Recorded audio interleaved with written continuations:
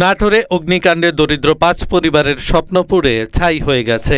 ভয়াবহ অগ্নিকাণ্ডে ৫টি বসতঘর, ৫টি রান্নাঘর সহ একটি গোয়ালঘর একেবারেই ভস্মীভূত হয়ে গেছে। মঙ্গলবার দুপুর ১টার দিকে নাটোর সদর উপজেলার তেবাড়িয়া ইউনিয়নের লোচনগড় গ্রামে এই ঘটনা ঘটে।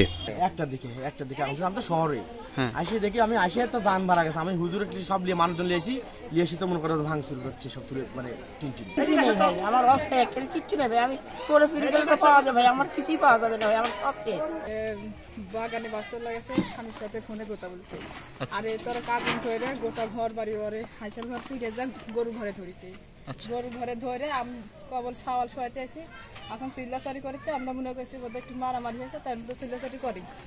এখন বাড়া এসে দেখি যে অধিকার বাতাসে আগুন আমারে টিনে ধরেছে।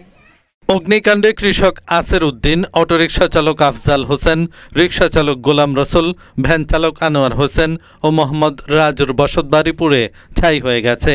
ঘরে থাকা এসব পরিবারের নগদ টাকা, গহনা, আসবাবপত্র ও খাদ্য সামগ্রী পুড়ে গেছে। দরিদ্র এই পরিবারগুলো শেষ সম্বল হারিয়ে দিশেহারা হয়ে পড়েছেন। আগুনটা লাগছে ওই ফ্যামিলিতে আগুন লাগছে, সেই আগুনটা বাতাসে এই পারে নিয়ে আসছি।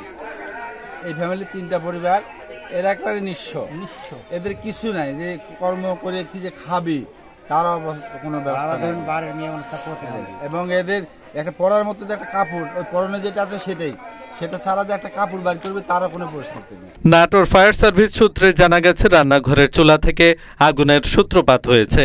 ভুক্তভোগী 5 পরিবারের দাবি, অগ্নিকাণ্ডে প্রায় 12 লাখ টাকার ক্ষতি হয়েছে। এহসানুল হক, ঢাকা পোস্ট।